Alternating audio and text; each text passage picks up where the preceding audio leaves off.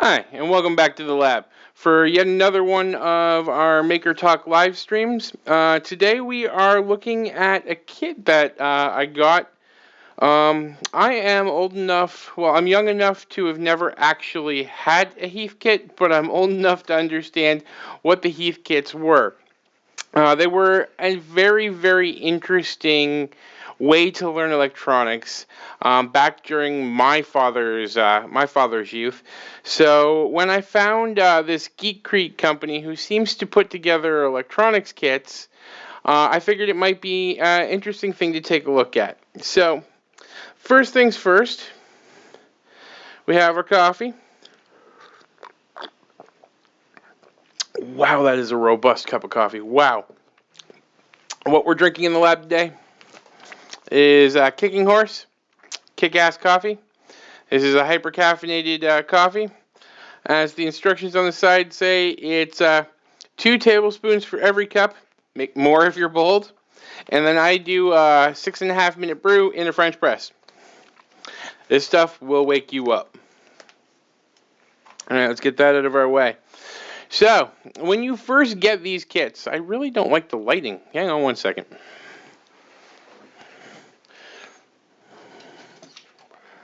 We're going to bring this up over here. Well, maybe it's just me and the angle I'm looking at the LCD at. Alright. We're gonna roll with it. Okay, so let's get back to this. Yeah, okay, it's just the angle I was looking at the LCD at. Alright. Ow. I just ran over my foot with my chair. Okay, so when you get these kits, they come and they look like this. Right, there's no packaging, there's nothing saying, hey, this is who made this is what this kit is supposed to be.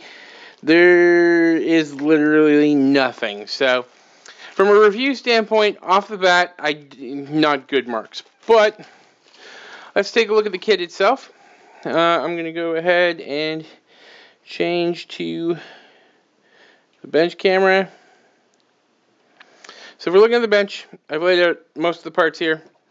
It comes with a PCB, right, for the calculator itself.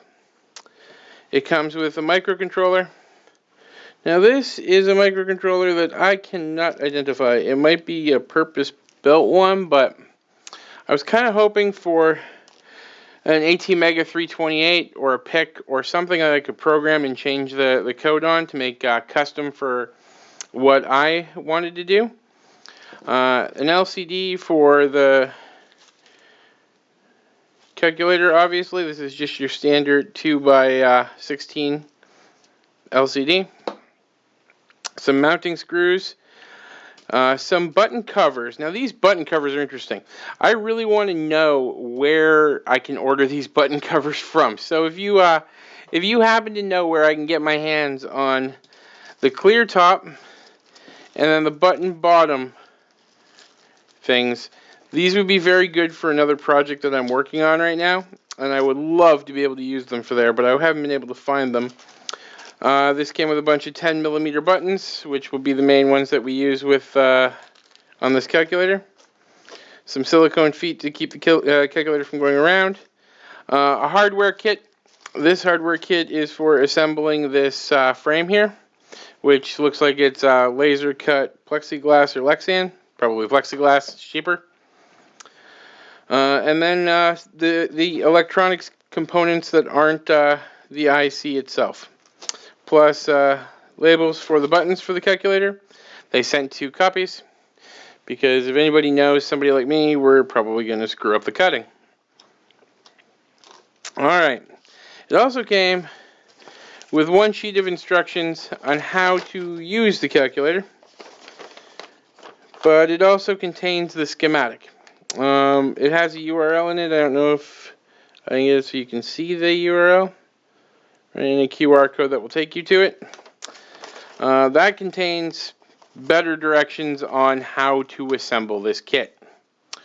So we're going to go ahead and I'm going to jump over to the monitor in a minute here.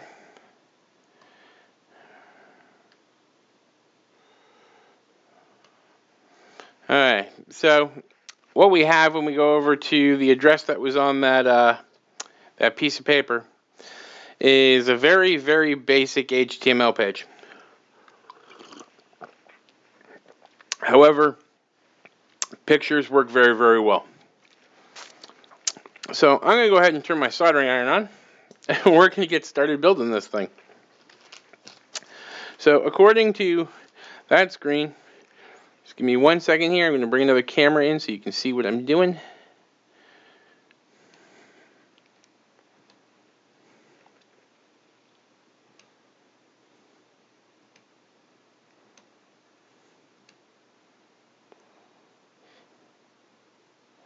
While we're looking at the monitor.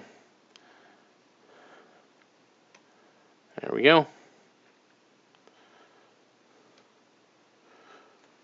Alright. So now we've got the bench in here. We've got the monitor behind me. I really kind of just want to move the monitor over and deal with the black so that you guys can see more of what I'm doing, plus all of the instructions that they're giving us for assembling this thing. So we're going to do that, we're going to do that. I'm going to make it so you see more of my ugly mug. Okay. That will work. So we need the 10K resistors. Alright, so let's go find the 10K ones. We can probably go by number since there's going to be 3 of them. But, see if I can make my old eyes work.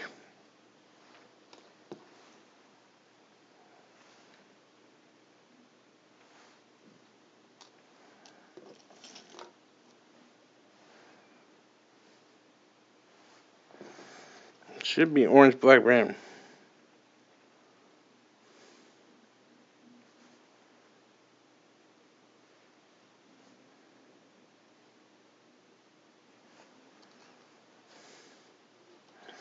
Alright, well, when in doubt, I'm grabbing a multimeter.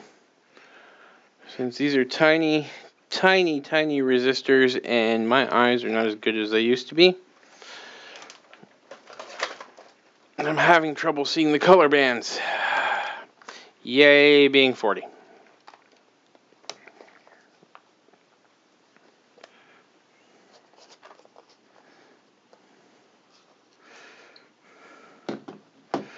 So again, we're looking for the 10K ones. I'm gonna guess these are them, but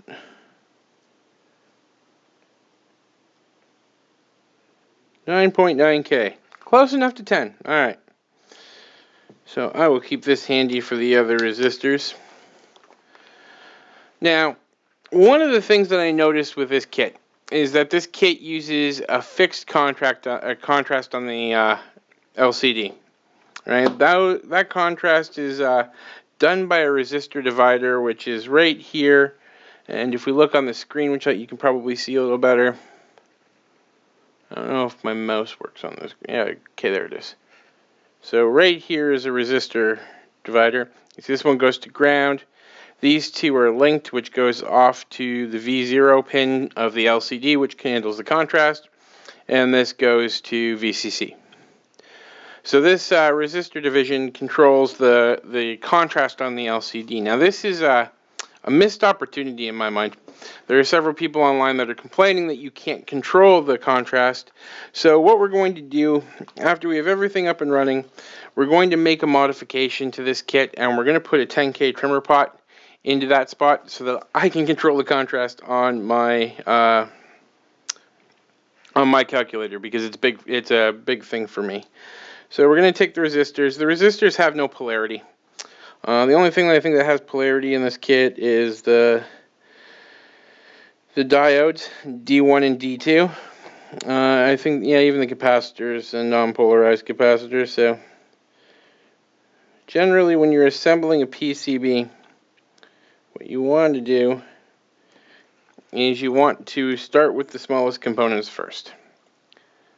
Okay, so I'm going to give you a better view of what I'm doing. I don't think we need to stare at the instructions right now. So that's a better view of what I'm doing. So we're taking the resistors that we know that are 10K.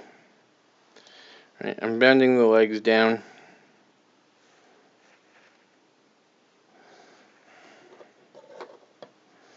And we're inserting them into the spot. Oh no, I need a 1K for that one too, don't I? Yeah. Good catch, Mike. Two other 10Ks are up here.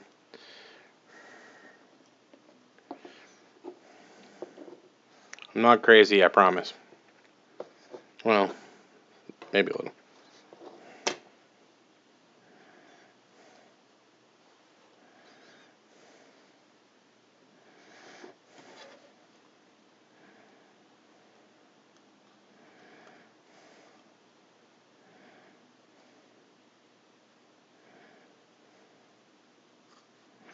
If this is the first piece of electronics you've ever assembled, you probably want to follow the instructions verbatim.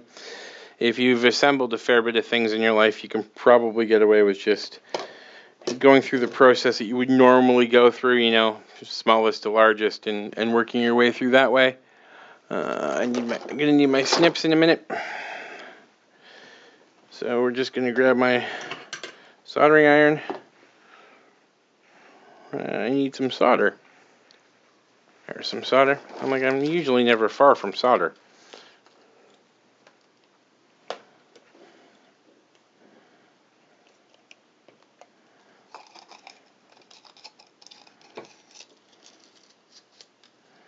This one's almost empty. We'll go through this and we'll see go find another one. So, just tin the tip like we always do. We're going to heat up the joint and apply the solder to the other side. Wait for a second for it to flow through. Then check that the joint is shiny. One of the best parts of these kits is that they're great soldering practice. So,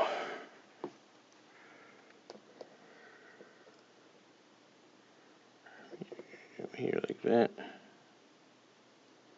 My hands are particularly shaky today. I'm going to go right ahead and blame the ADHD for that.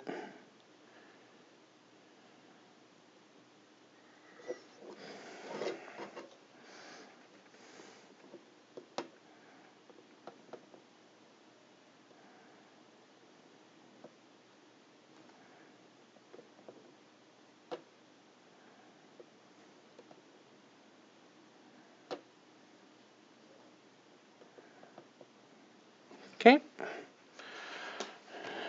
My brass sponge is not in a good position. There we go.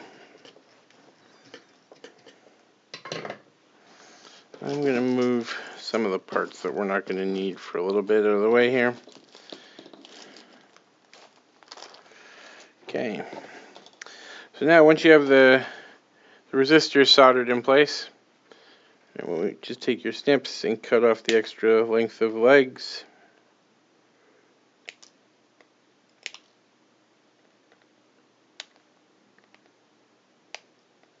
It's important to try to keep them short. That way you can guarantee they're not shorting anything. No pun intended. That way we can kind of control. When we're done assembling the kit, we're going to take a cloth with some rubbing alcohol and make sure that we get all of the flux off of the board. This is somewhat important. So I'm just going to take a quick peek back here. It wants me to do the 330K resistor now. Alright. So the 330K resistor. Is there only one? Apparently there's only one 330K resistor.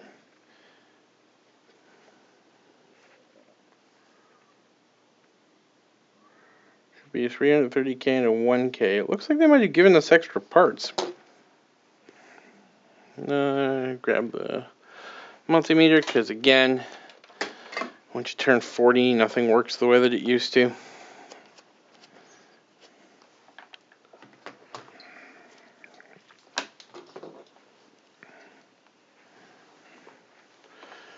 Put that in camera view for those of you playing along at home.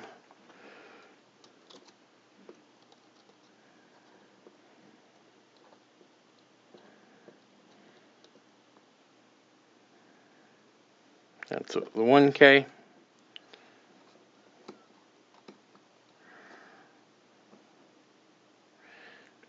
326, so close enough to 330.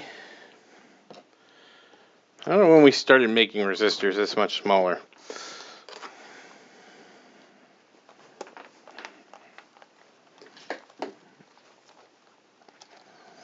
Alrighty then. So, these are 330.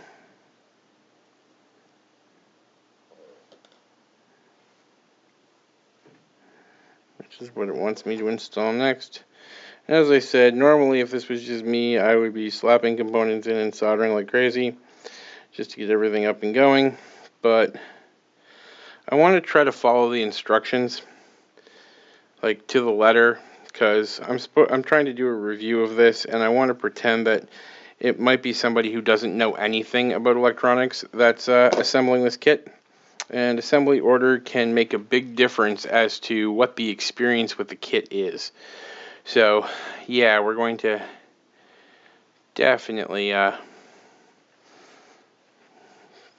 a little more careful, I think, than what we are. Let's go ahead and solder that up.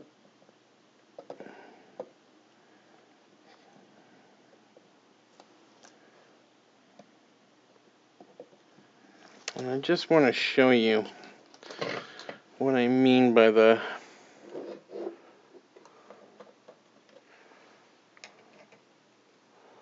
solder joints being shiny. If you didn't get the solder joint hot enough with these, what's going to happen is they're going to be a very dull finish, and it's really not going to look like anything like it's sucked down to that pad at all. You can see we got it nice and hot at this point. Right, so that's the kind of target that you're looking for. So we'll go back to our bench camera.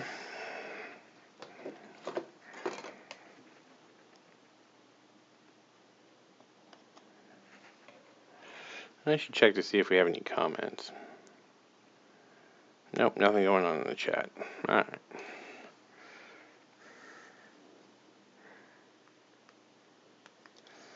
I might stop doing these as live streams. Go back to just the regular videos. There's ironically a lot less pressure with a regular video. Okay. And now we need the 1K. So we take the 1K resistor. Alright, and I believe that's the next step. Hang on a second, I might be getting ahead of myself in the instructions here. Yep, now it wants me to install the 1K. And then the 2 diodes.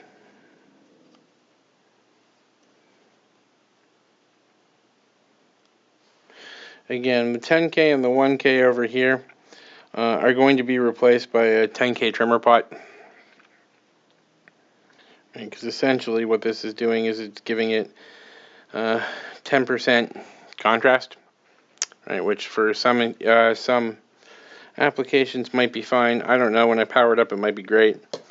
But I'm definitely going to want to be able to adjust my contrast, so we're going to make that possible. I'm going to scooch this over so I can still see what we're broadcasting to the world. Okay.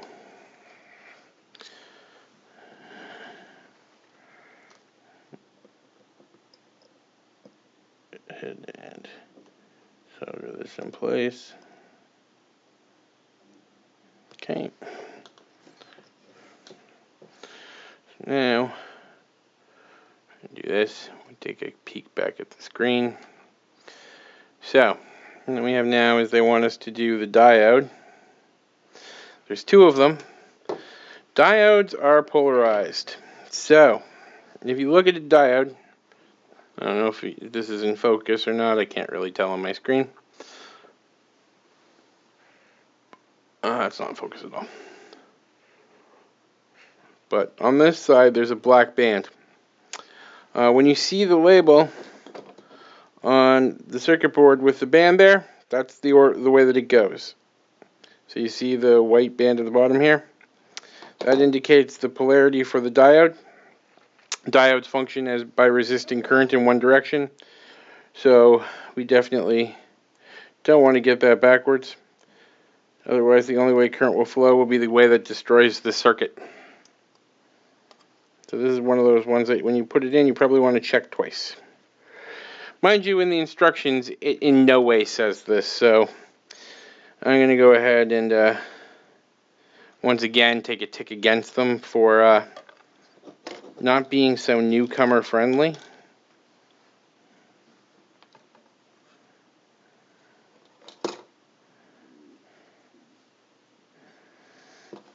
Alright, and we're going to solder that resistor in these two diodes in place.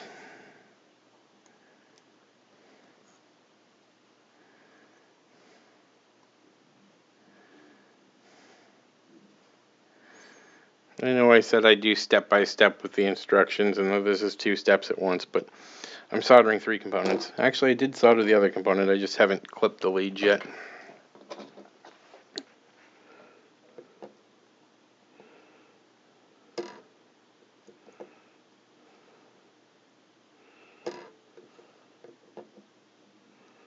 We are once again going like that.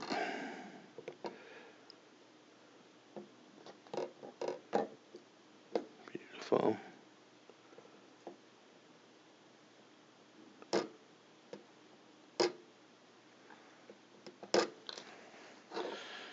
Alright. Now, the things I want to take a quick look at, because I just saw something in the assembly instruction pictures. It looked like an issue with how they produce the PCB. Okay, let's bring that screen down over here so I can see that a little better.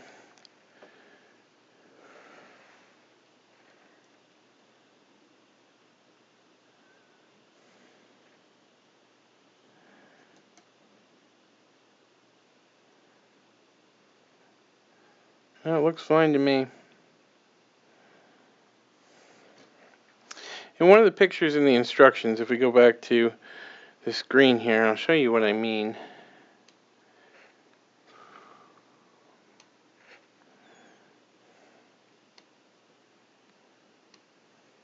It looks like they scratched above here as if there was a short, like they were trying to correct a trace. Which is kind of bad form if that's what they did. Like you can see it better in this picture right here. So I'm going to pretend that everything is fine because honestly I think it is. Alright, and we're going to go ahead and trim the leads of all of the stuff we just soldered.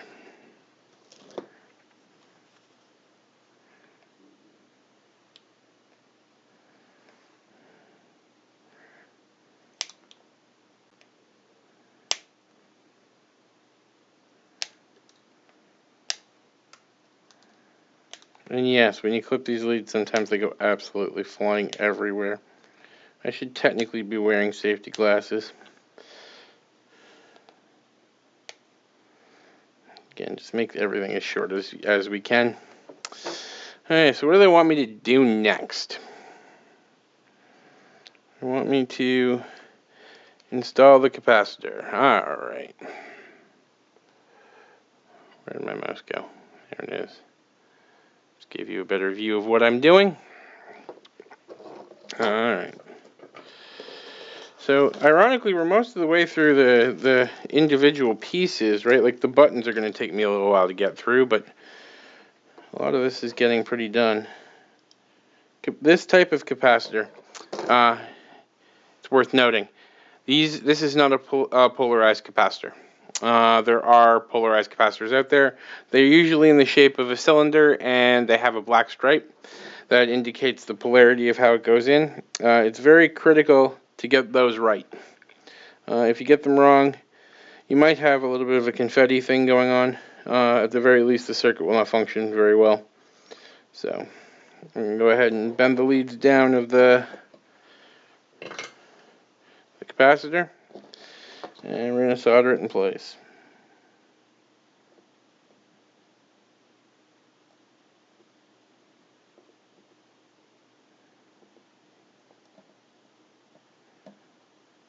just like so. And tip off.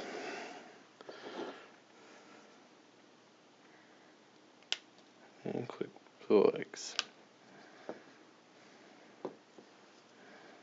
Doing your best to ensure that these 2 points are not actually making anywhere near contact. Let's take a look under the microscope and find out. Where are we here? No, they're not making contact at all. Good. Beautiful. Alright, so according to the instructions, the very next step is going to be to install the button, or the button battery cover pieces thingies.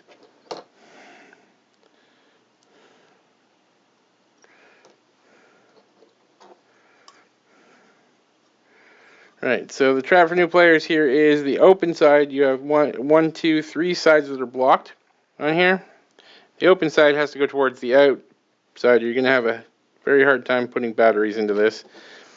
The kit didn't come with batteries, which is kind of annoying, but it definitely has a power input. And what I'm going to do is I'm going to feed this 6 volts off my lab bench power supply, because it's calling for 2 CR2032s. Which will give me 6 volts. I will buy batteries tomorrow and finish all of that off 100%. And we'll go here. Now these solder joints are going to require probably a significantly larger amount of heat. It is also kind of important that the board be level while we do this. So, I'm looking for something that I can shove under one end of the board here, which, yeah, that works quite well. The extra screws happen to be just the right width to prop the board up. We're going to grab our solder. Now, the thing to remember with these joints is they're not just electrical. They're also mechanical. They do support the device for making sure that the mechanical joint to the battery stays 100% intact. So as you can see, it takes a little bit longer even for my Heiko soldering station to generate enough heat to make it just wick right through. But you really want to be patient with this. I know it's going to get really hot, right, but we want this to be very, very nice solder jobs if possible. Because again, the secondary purpose of doing this kit, aside from having a very unique controller, or calculator, is to get some practice soldering and understanding schematics and reading schematics.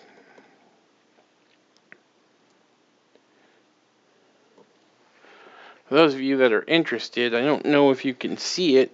Let's zoom in on my main camera. If I get out of the way, there is an oscilloscope up on my top shelf up there. That is a Heathkit Oscilloscope, and like I said, that came as a solder together kit. And when I got it, it was already together, unfortunately, but somebody spent the time going through joint by joint, soldering that oscilloscope together. And don't get me wrong, I'm very appreciative that they did. I would have liked to have done it, but that is one of my favorite pieces in the lab. Okay, so now we got the button covers in place. You can see that everything seems to be fine. And that will create a mechanical joint between the battery and the circuit board pads. So the next thing, it's probably going to be the IC. Let's take a look. Flip back to the screen. Yes, the IC socket is the next thing to go in. That does not surprise me. So we need to grab the bag that has the IC and the IC socket. Now, one of the traps for new players with IC sockets and ICs, if you look at the pattern on the board here, there's a notch. If you look at the socket, there's a notch right here. If you look at the chip, there's a notch right here. So we want to line all those notches up. So we go notch to notch.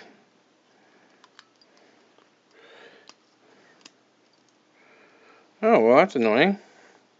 The socket they gave me is utter crap. As soon as I went to put it in, one of the pins exploded on me.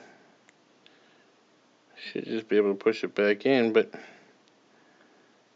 okay.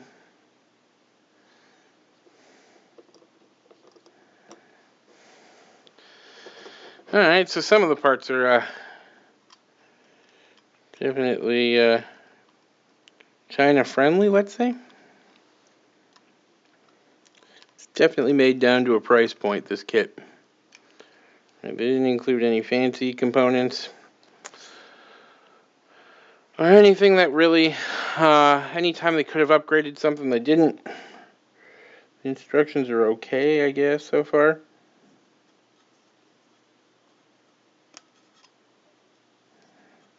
And another pin just popped out. Looks like it's in place. Can I just push it down?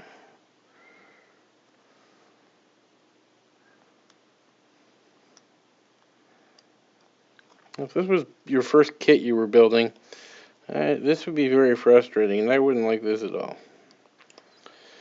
So the way I deal with this one for soldering is I bend the one pin on one side and then the pin on the opposite corner.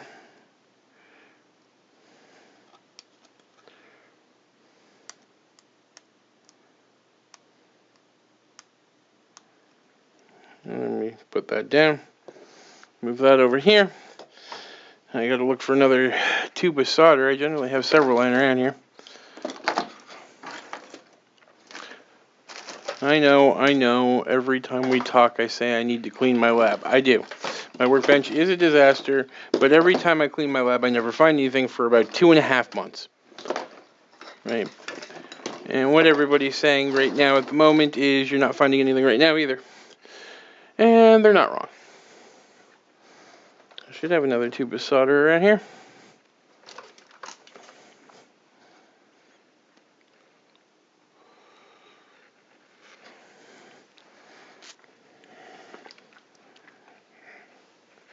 Alright, 1 second, guys. I'm just going to go grab one from the shelf.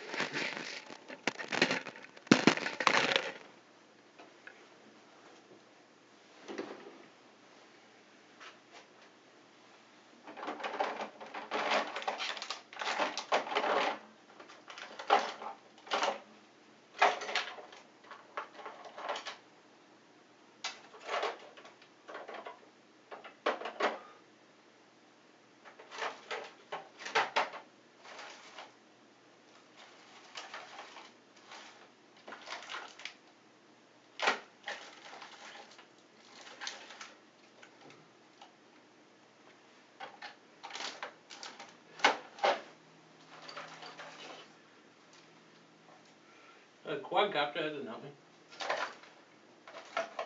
You can't possibly be actually out of solder, can it? Is that even possible?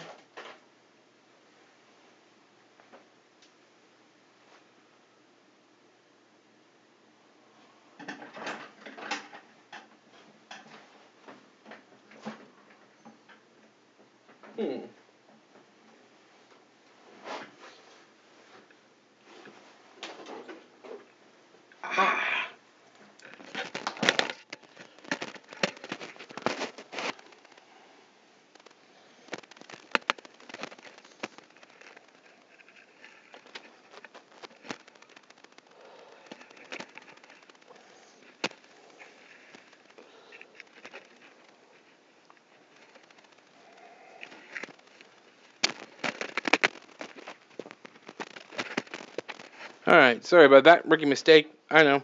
Found another tube of solder. And we're just going to get going with the soldering on this point.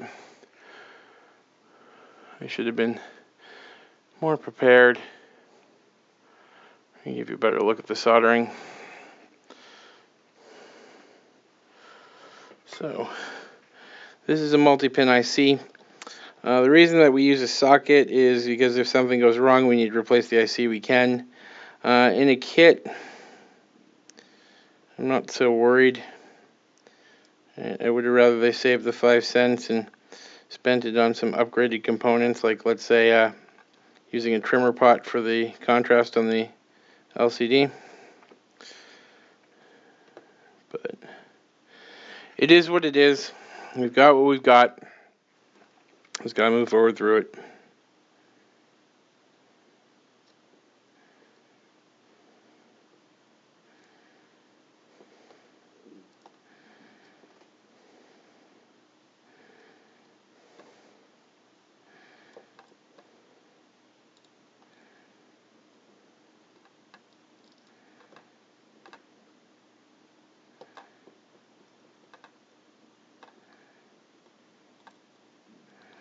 Somebody out there is screaming at me for not cleaning my soldering iron off about halfway through there, but everything seems fine.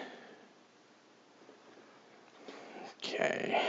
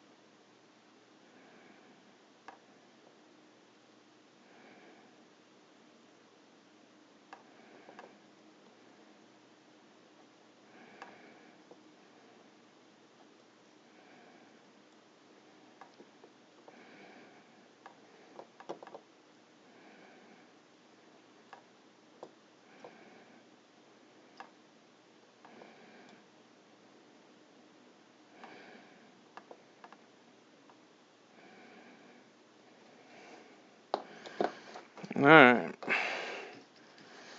Let's take a quick peek at that. Yeah, they're all shiny. Okay. So what does the instructions want us to do next? Let's take a peek. The instructions want us to install those guys. Alright. So we're going to need a microscope to figure out which one's which. Because again, my eyes are not what they used to be. Microscope.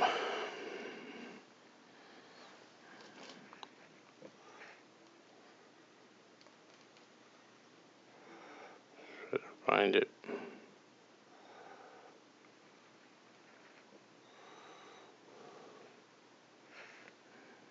It's the 7550. Alright, so 7550. At the end, again, polarity matters with these guys. If you look at the shape on the board, it should be the same as the shape on the transistor.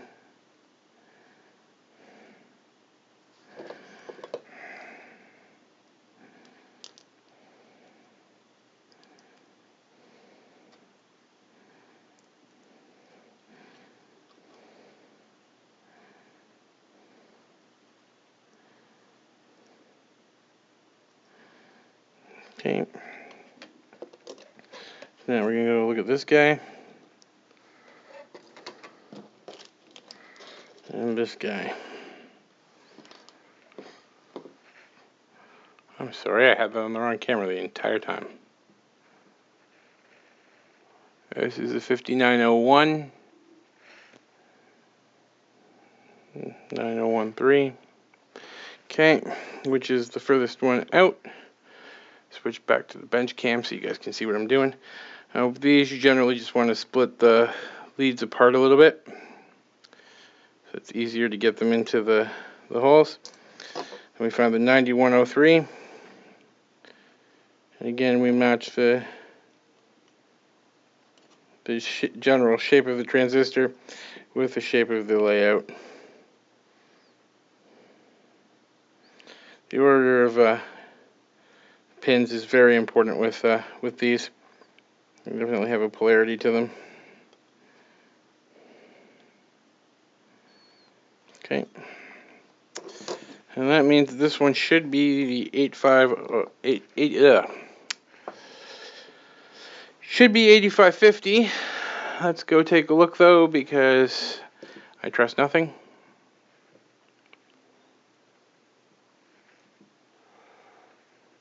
$85.50. Again, we're going to switch back to our bench camera. And we're going to spread this apart. Like that.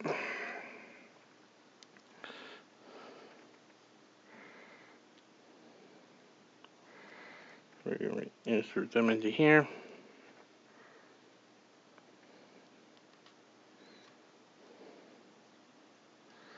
Okay. Again, bend the pins. And then we're just going to solder. Alright.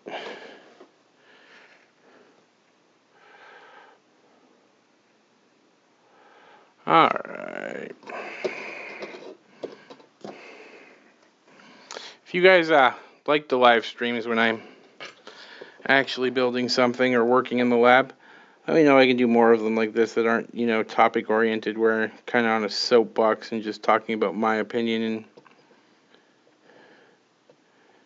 seeing if other people agree with me or think I'm off to left field. I'm more happy to do more of these. I do have a couple more of these kits. I can do them either as a live stream or I can do them as a single video review. Let me know what you want.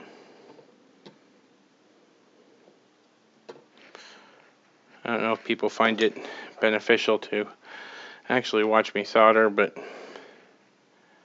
none of my live streams ever seem to really attract a whole lot of people, so.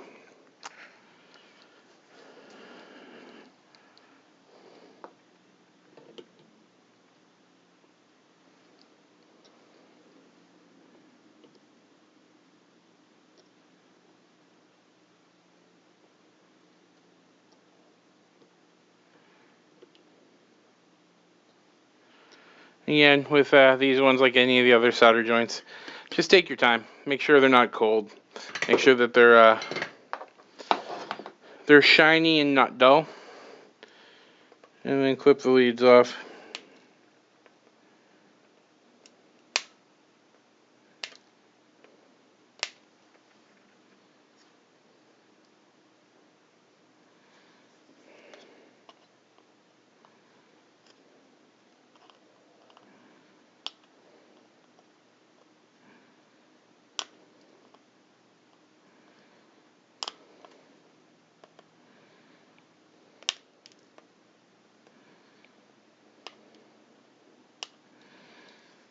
Alright. We are running out of electronics components to solder. Aside from the buttons. The buttons are going to take me a little bit. And next we have the socket for the LCD. So this one's a little more difficult because we kind of want to keep it relatively straight. But it really isn't a good way to do that. So I also know that I don't want this one relatively straight. I want it at an angle so that the LCD is at an angle when we're done. One of the steps down below after this is to bend the pins that the LCD plugs in with. So if I can help that equation by having the socket at a slight angle, I'm going to. So when I do these, I like to start with one at one side and put pressure on the circuit board and come to the far other side. Solder that in place. And then we just fire through all the pins in the middle.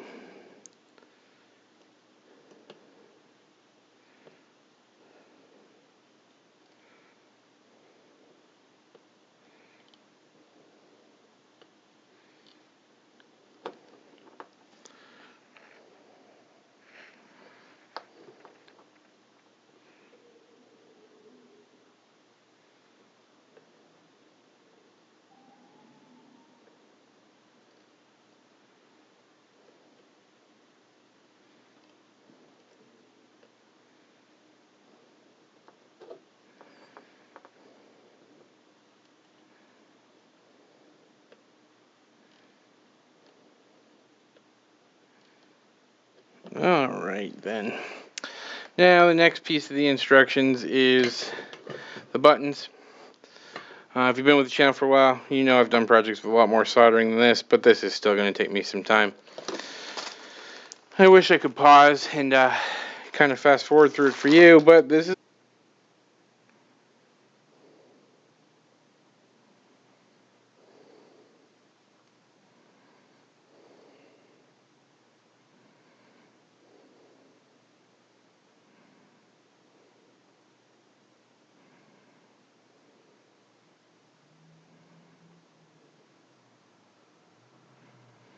I don't know if it's not making it to it or...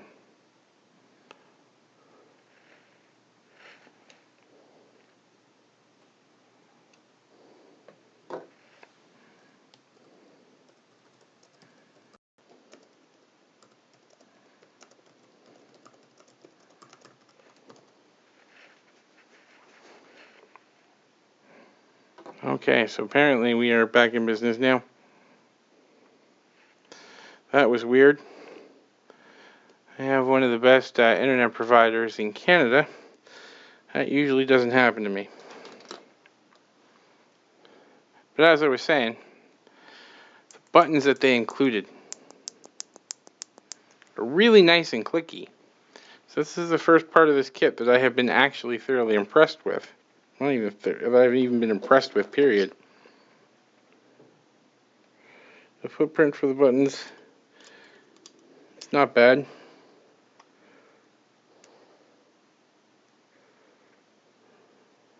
Just like everything else, we insert the pins through the hole and bend them over to make the loose ones sit a little tighter.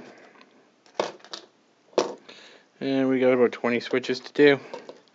And by about I mean exactly 20 switches to do. So we're just going to go ahead and keep inserting. When we come across some that are loose, we're going to tighten it down by bending leads.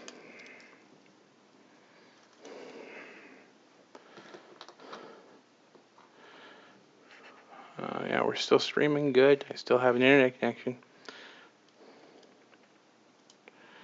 That was really weird that that dropped in the middle there.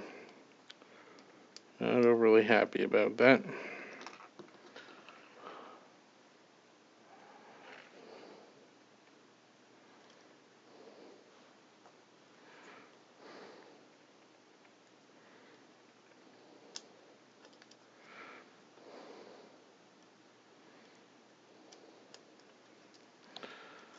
Alright, so I did the first 2 rows there. I'm going to come in and hit them with some solder. And then go back and add more switches and come back and hit it with solder. And you get the drill. Now these ones, they have big solder points to them. But one of the things you have to remember is that a lot of the components for these switches are plastic. So while we want to get everything hot enough to get a good solder joint, we also want to kind of be fast with it. Because we don't want to melt the plastic inside the switches. So I'm going to go ahead and just do this. And then I think we are almost done the build of this calculator once I get all these switches in place, and I just have to install the pins into the LCD.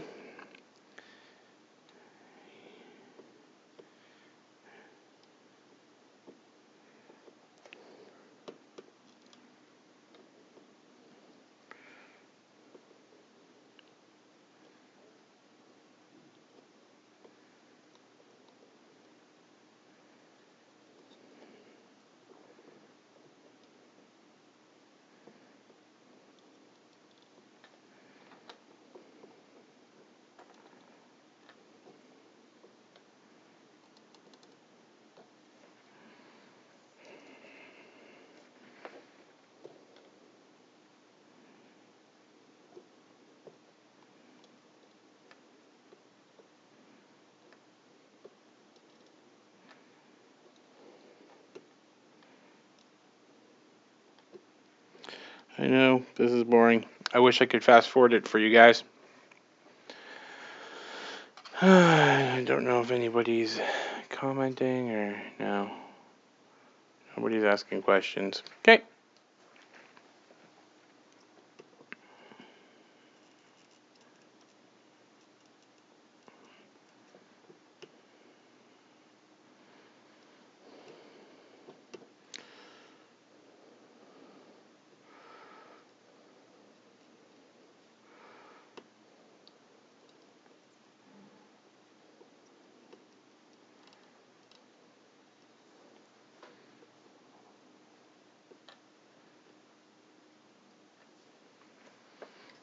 That's the first 2 rows done. Put this back over. And of course, the board is starting to get pretty hot. So we'll give it a chance to cool down by inserting the remaining 12 of the buttons.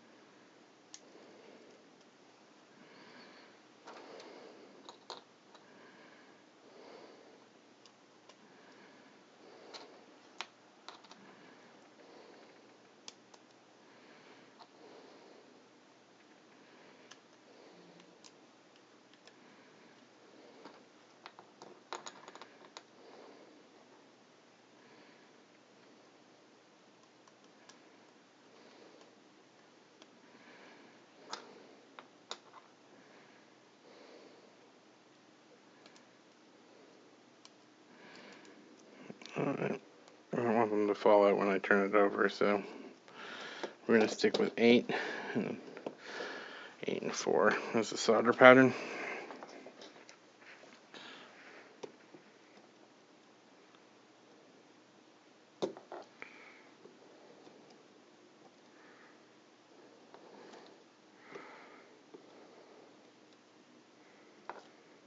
Tacking all of them in right now.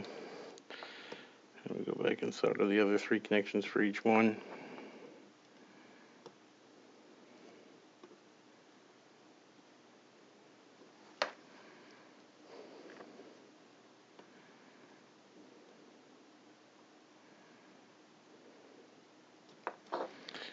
Okay.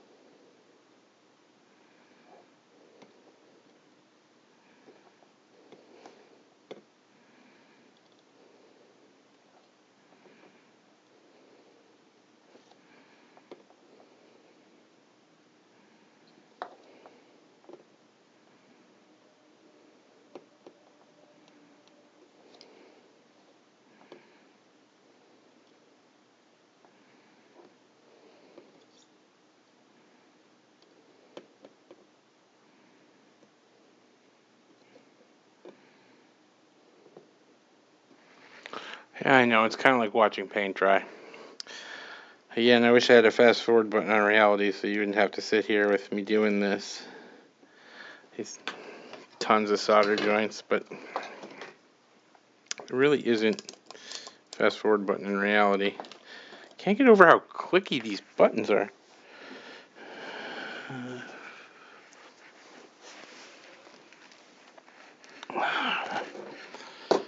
I've not had enough coffee for this.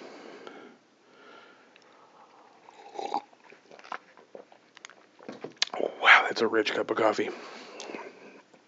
very, very dark roast. It's about as close to burnt as you want. You definitely wouldn't want it to taste more robust than that. But I'll tell you, it's 7 o'clock at night where I am. I'm probably not sleeping for a good little while now. But I was very burned out after work today. And I need to pick me up before I did this live stream.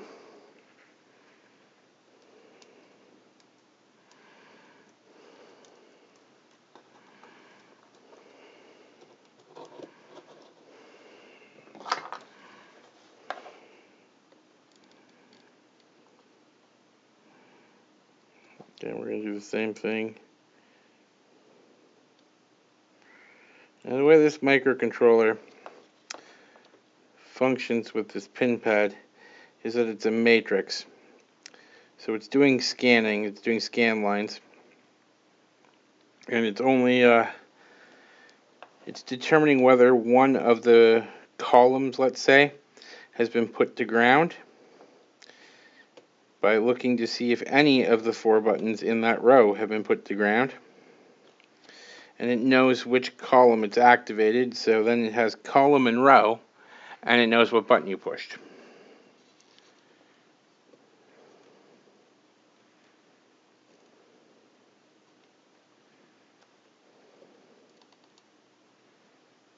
It's pretty much like multiplexing LEDs.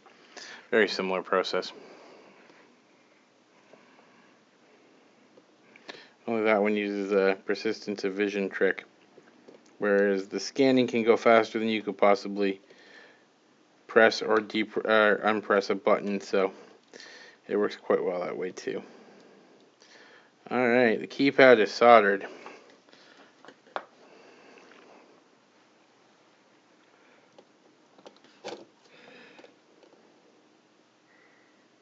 I'm just going to go ahead and knock down a bad joint I saw there.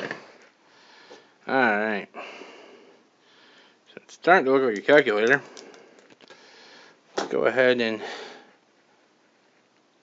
bring you back over to my screen. And what's next is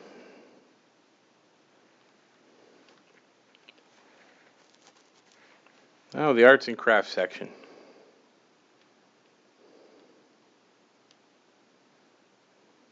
Assemble the buttons.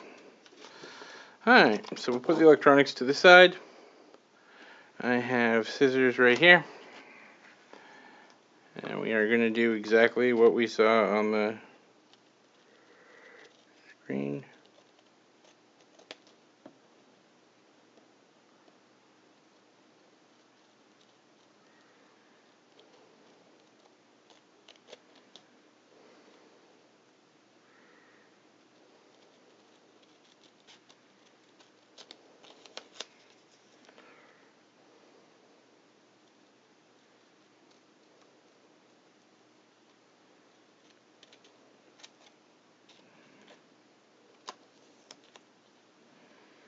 Again, they gave me 2 copies of each of the button stickers, or inserts that we are going to be using.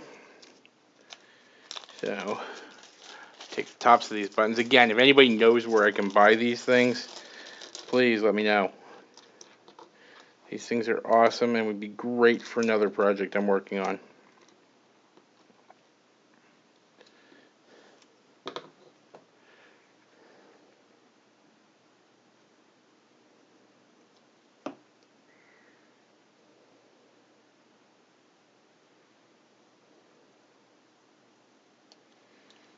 Okay, so use this as okay.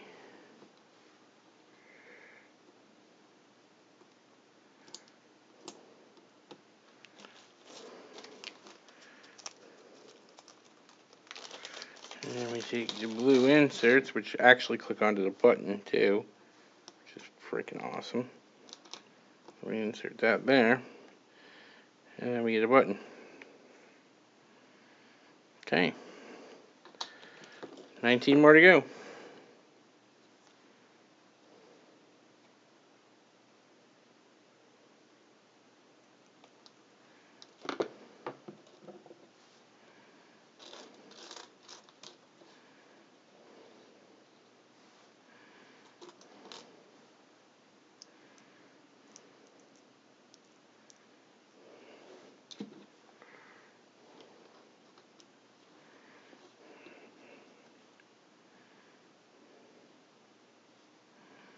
We just compression fit those together.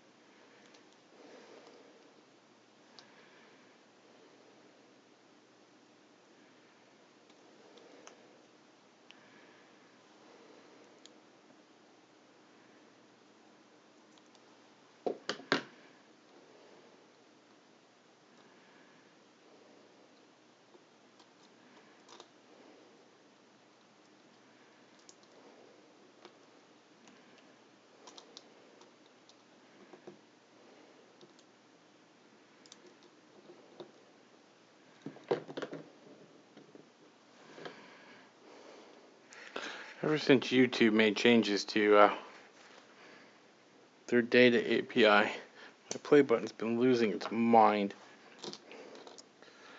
I should probably rewrite the software. Make an update video for the new software. This started as soon as YouTube started rounding subscribers for no apparent reason. Still can't figure out why they made that decision. It made no sense to me.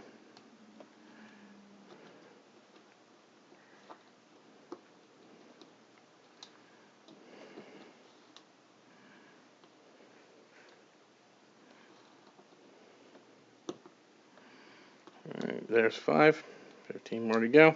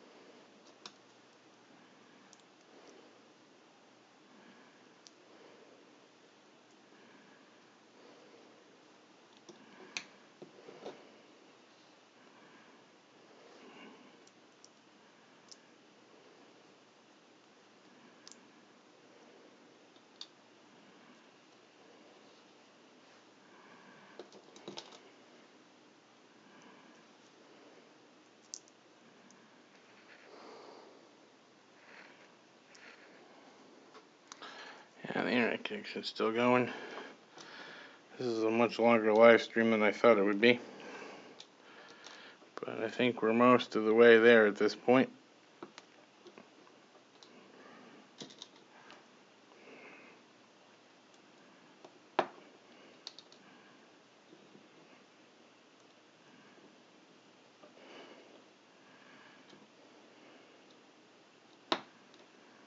Okay. Halfway through the buttons.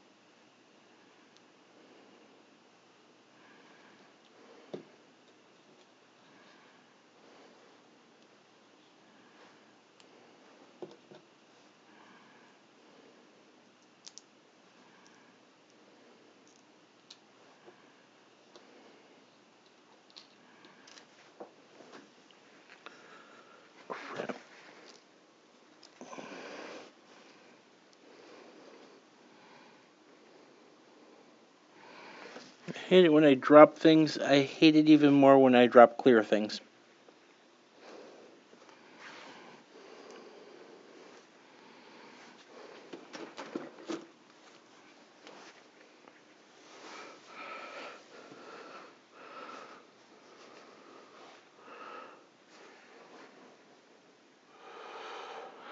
And of course, this is one of the pieces that they did not give me any extras of, so I have to find that piece. I don't really have a choice. Where did it go? There it is. Could not see that on the carpet because it is completely transparent.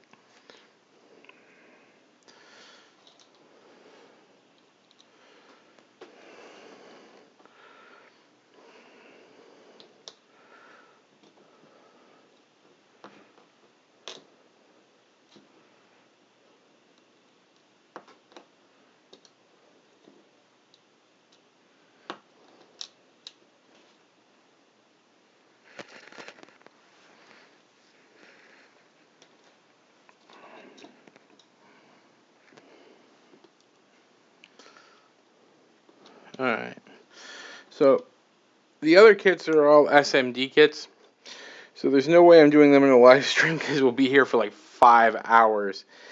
And I'm pretty sure none of you want to see me just sit here and talk and solder for 5 hours. That's got to be boring.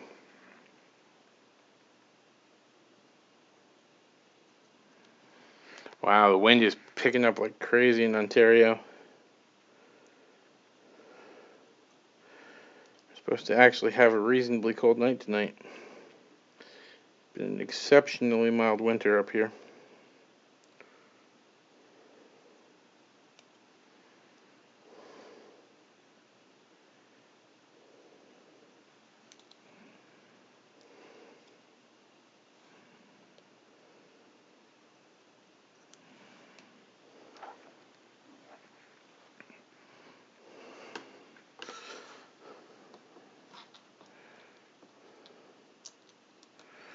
Alright, the printing on the button things is not great.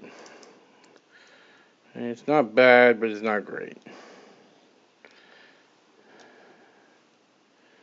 I think if somebody like Sticker Mule saw it, they would be very unimpressed.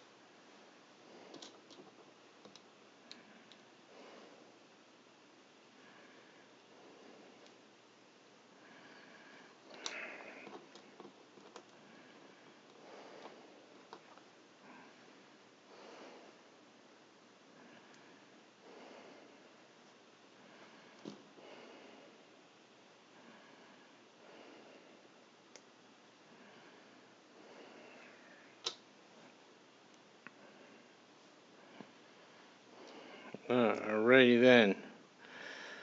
Arts and crafts is over. What's the next part? Better really put them on. Alright. Alright.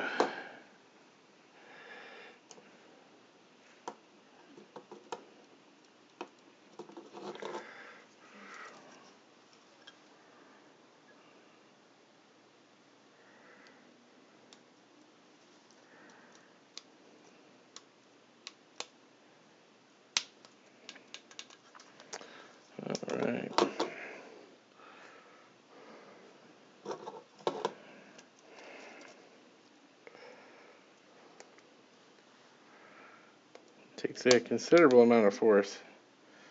You almost feel like you're going to break something.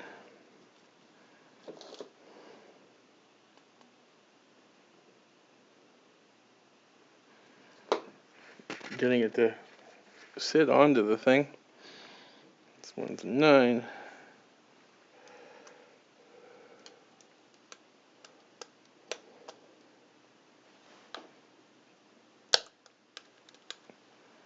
Once these go on, they are not coming off.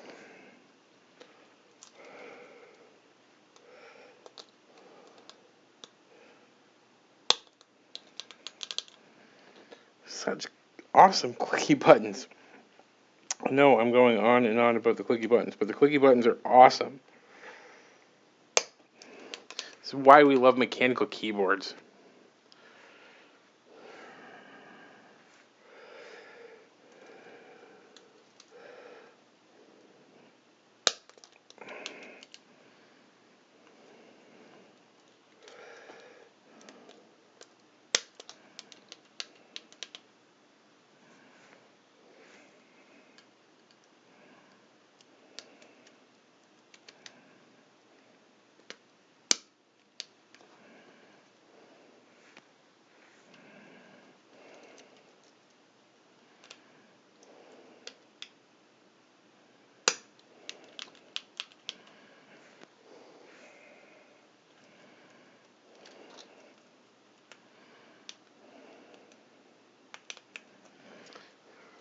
One of the things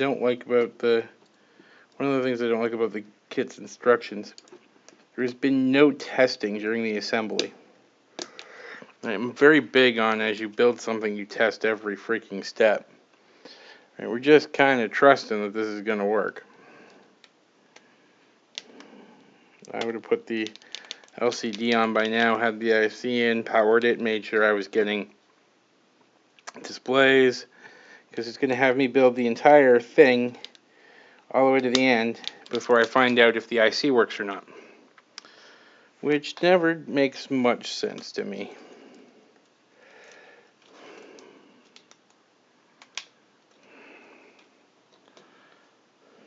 Period. A, go here.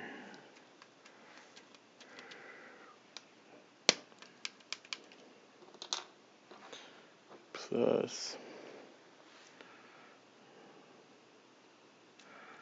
on the bottom.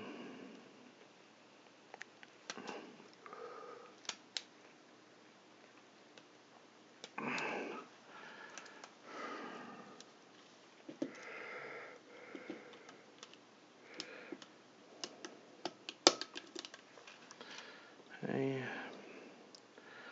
and 4. Put it over there. Equals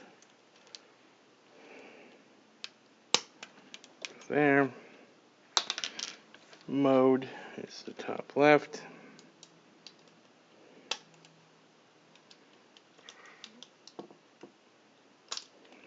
Put that on upside down. 7.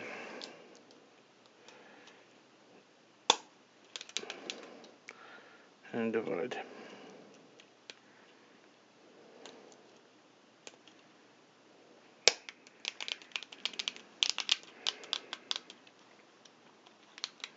Alright, so what is the next step?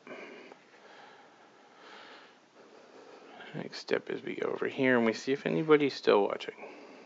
No. Alright, so the next step in the assembly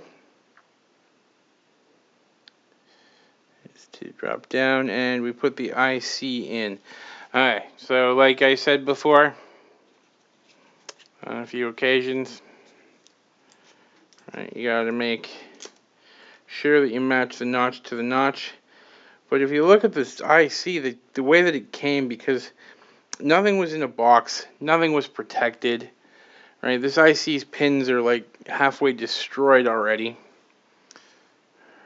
So again, the company is, I love the idea that kits are coming back, but come on. You gotta at least have some quality parts. at least come up with better packaging to protect the kit, because it is so possible for me to break this IC right now, and then the whole kit is useless, all because they didn't protect it while it was being shipped. Because these pins are metal, right? Metal fatigue is a real thing. Especially if this is your first time, you bought the kit because you and your kid want to start working on electronics, but you've never done anything with having to straighten pins out of an IC before. So you just go ahead and start bending like crazy.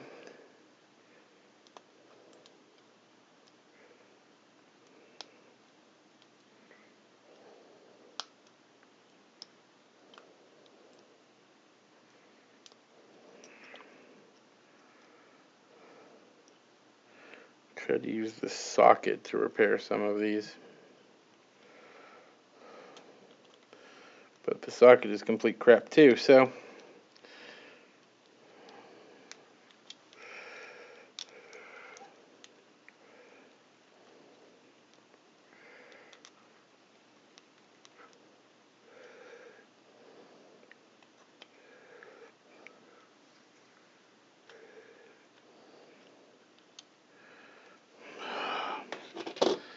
man, I wish they would have protected this better.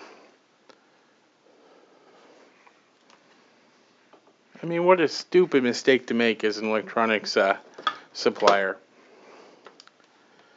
Right, no protection whatsoever on the IC's pins to ensure that they don't get damaged while they're being shipped. They get across Canada, we go through the entire, or across the globe, we go through customs, we go through everything. They get to me, we do all of the steps in soldering this, only to find out that the pins are completely mangled on the IC, right, making it potentially useless.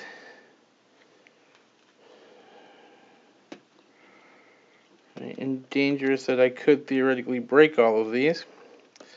And again, if you're a new player, if you're a new person, right, this is not good. And if you've never done a kit before, and this is, something that you did just to try and learn something about electronics or learn how to solder, right, then this could be disastrous for you. I'm not impressed. I think the manufacturer of this kit needs to lose their geek card, pun emphatically intended.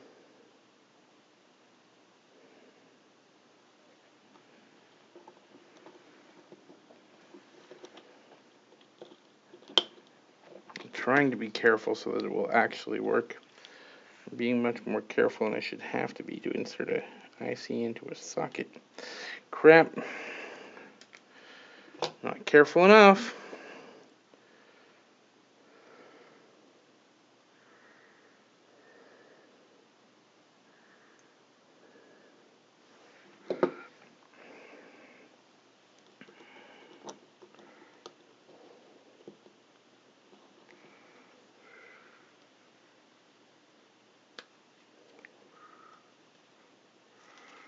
I think I got it. Awesome. Pain in the giant butt that was. Alright, so the next stage is it wants me to insert batteries at this point before I even have the screen on. Okay, well, we're going to do batteries an interesting way. I'm going to go ahead and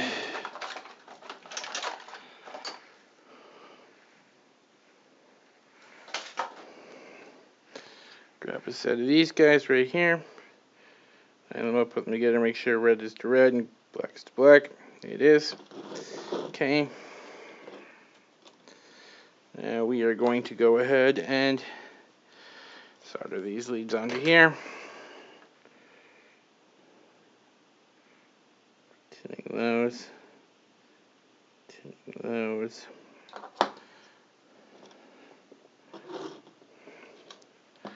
We're going to tin the power ports here.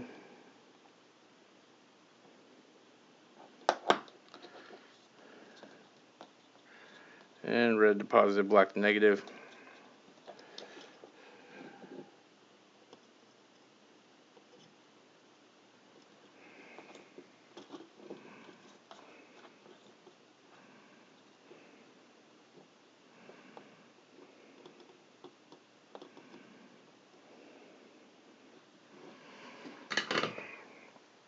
Okay.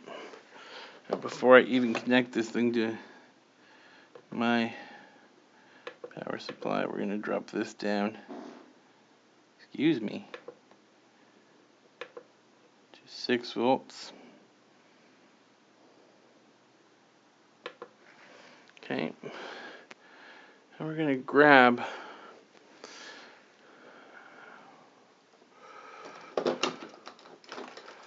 one of my breadboards here. You're going to have to forgive the fact that there's another project on it right now. But I just want to use it as an interface to the power. So we're going to pull these out here. And we're going to go red.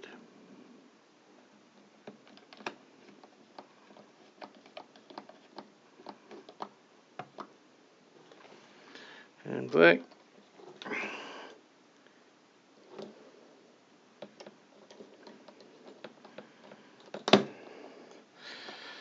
I'll just tuck this up out of our way here. And we're going to grab the power supply leads and plug those in. So when we're ready to power this up, we can. Now it wants me to do the LCD. We're almost there, folks. I have decided that there is no way I'm going to build the case on live stream because this is taking way too long as it is.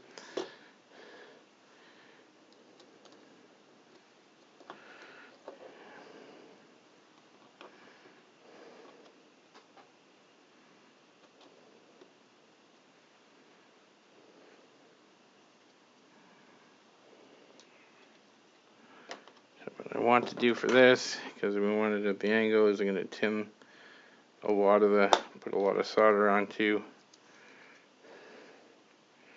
soldering iron.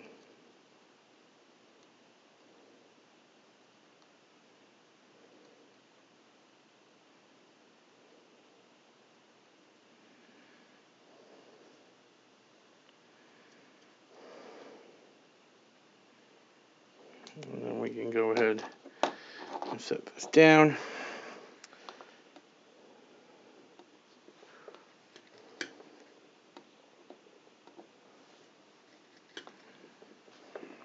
I just want to make sure you can see what I'm doing.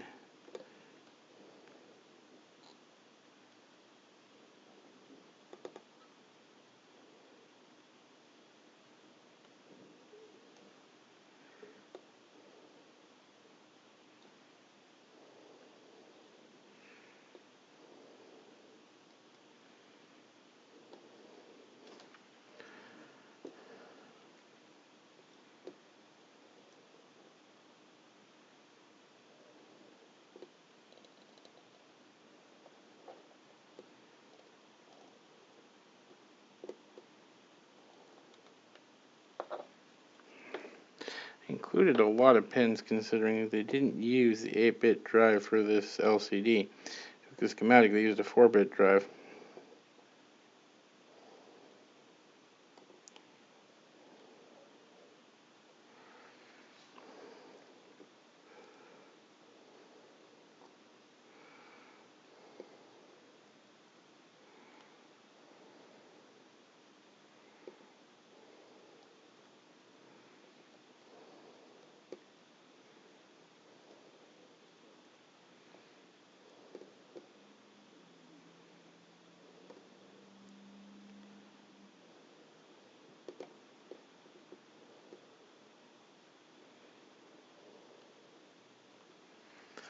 There we go.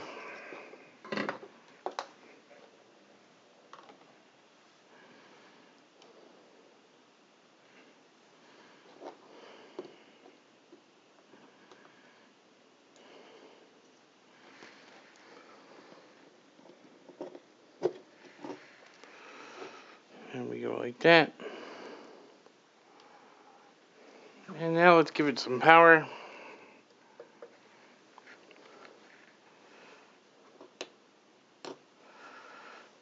And it looks like it's alive.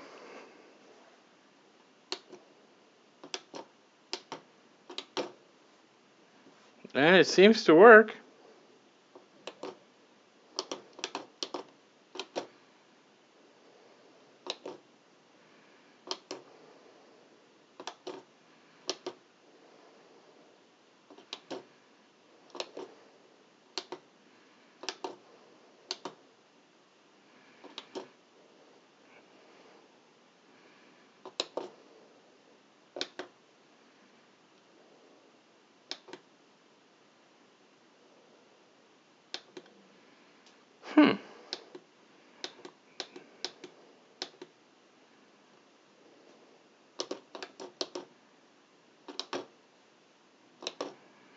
There evidently are some issues with the program that's on the microcontroller, but all in all, it does work. So I'm going to quickly see if I can throw together this case, because that went much easier than I thought it would.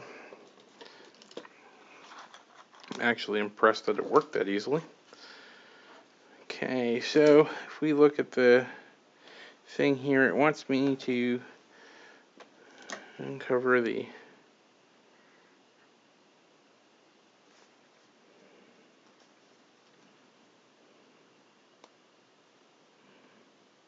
everybody complained that I had too long of fingernails, but now I can't do anything.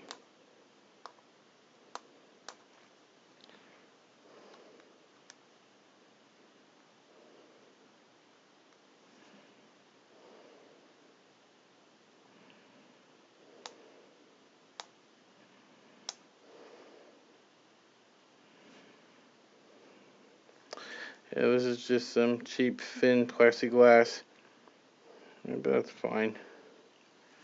Doesn't need to be anything special. So we go ahead and peel the protective cover off of it.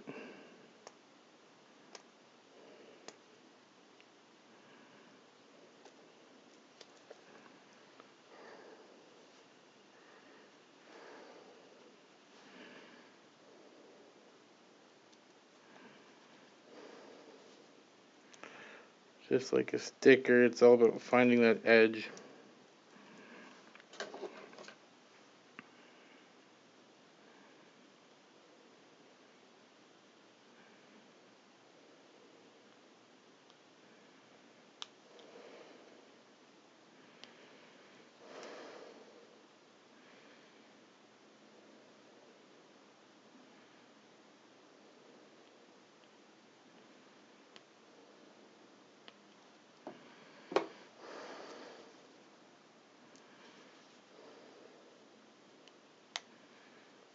Go.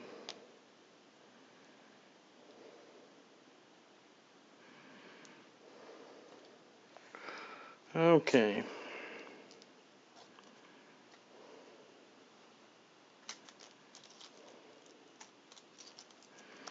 So it wants the rounded parts like that. Okay. It's showing black screws, but okay. Black screws.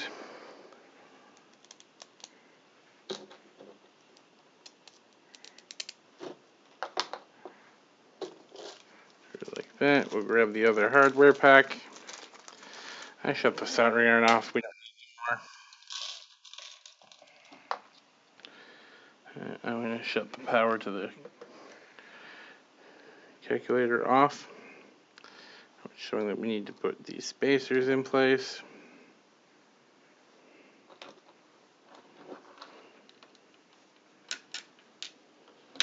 Damn it.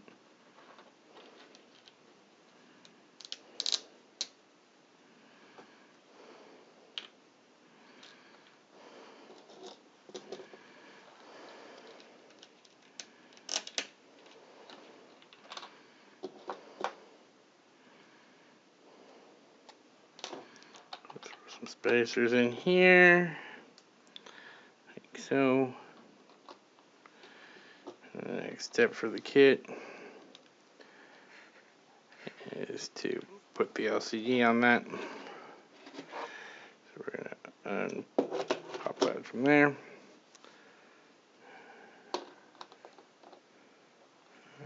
Pins towards the rounded side, it looks like.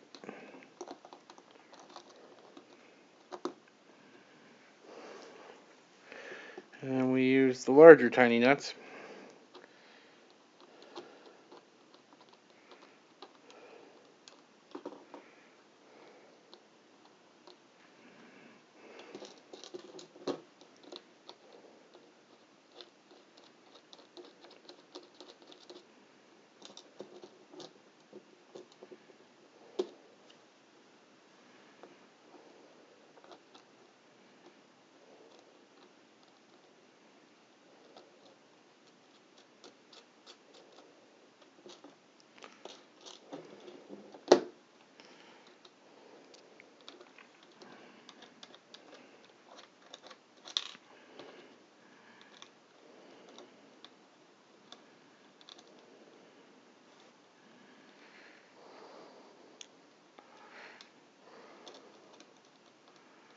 Alright.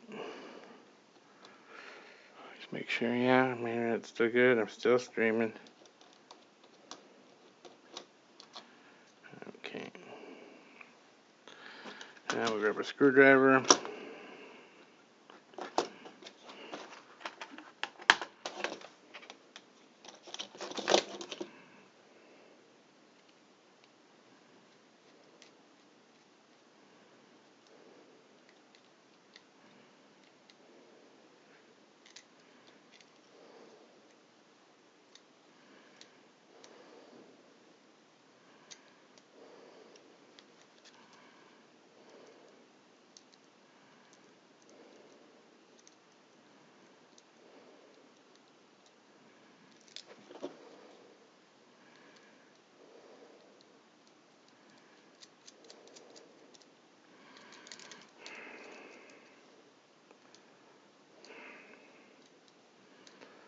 Okay. Next step is the acrylic base plate.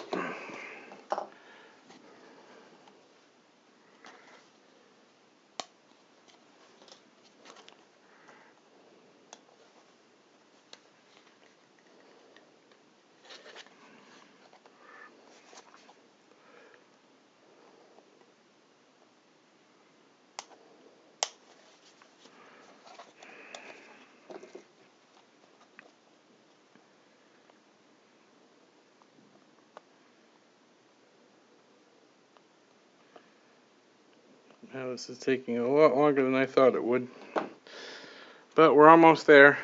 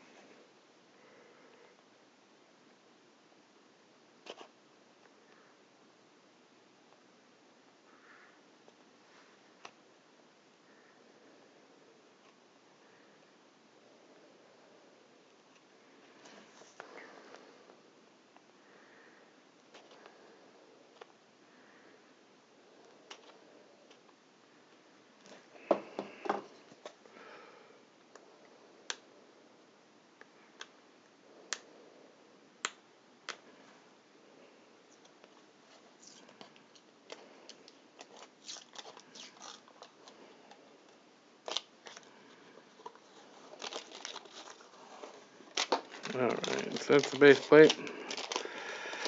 Ready to go. Really gotta get going through this, guys. Alright. So I think we're almost done here.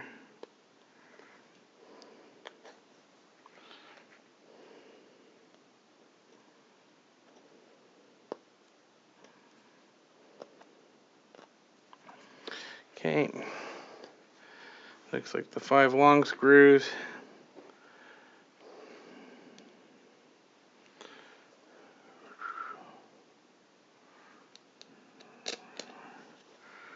Like this.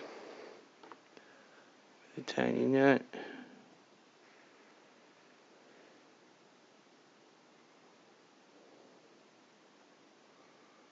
Spacer.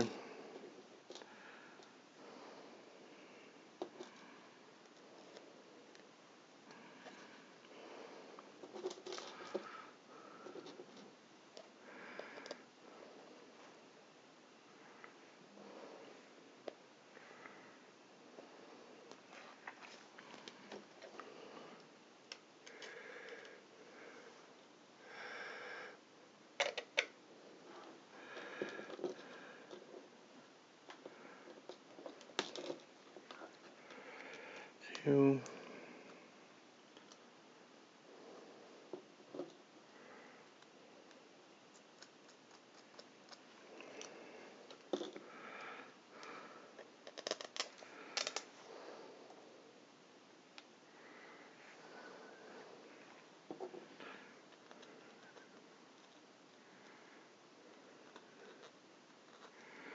Three.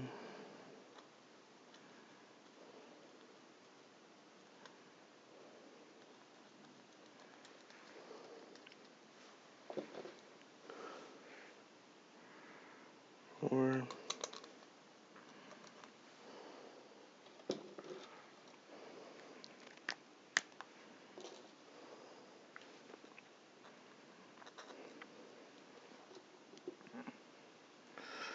I don't see a 5th long screw. Oh well. It's just holding the board in place, so.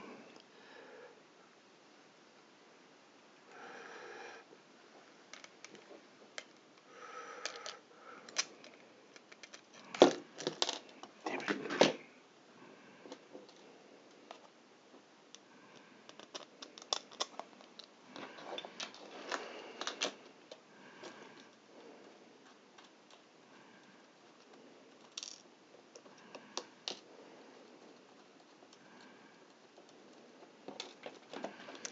Alright, so now this board slides right onto these screws and gets bolted down. I'm assuming. I definitely used the wrong screws. Damn it.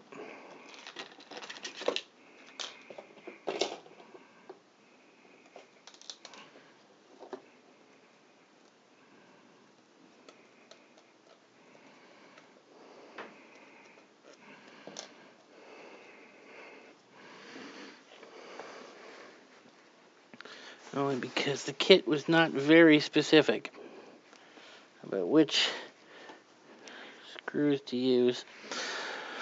Alright, so let's try that again with the shorter screws.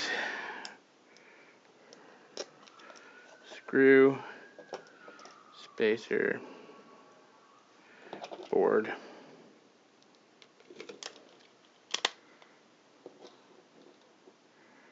Nut.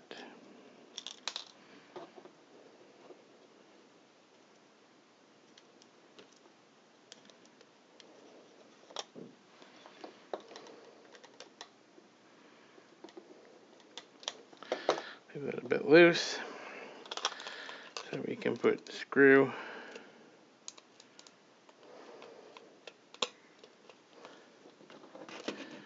and the spacer on that one, and the screw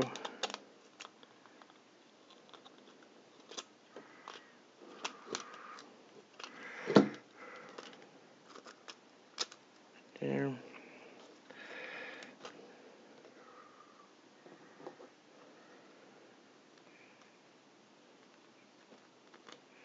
And the spacer, like so,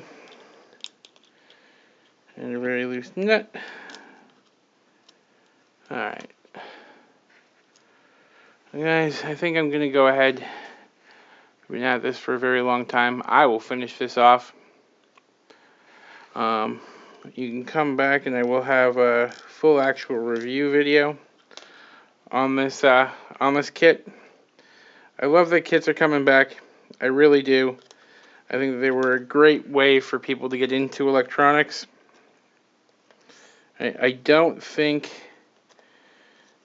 that these guys are anywhere near the caliber of Heathkit. I don't think that they are anywhere near the quality of parts, manufacture. I think that there's a lot of pieces that Heathkit did awesome that these guys just suck at. Right? The instruction manual was alright. It did get me through the process. I didn't really run into any hiccups with building this device, which is good. But at the same time, There are 0 words about anything in the components for this thing. So at no point do you actually learn anything building it other than how to solder. Right? Whereas Heathkit would talk to you about the choice of transistors they use, the choice of resistors they use. They would give you ways to modify the kit to make it more however you want it to work. And those were beautiful things. And I think we've kind of lost them. So, as I said, I'm going to go ahead and wrap this up. Before I do, just one more time so you can see.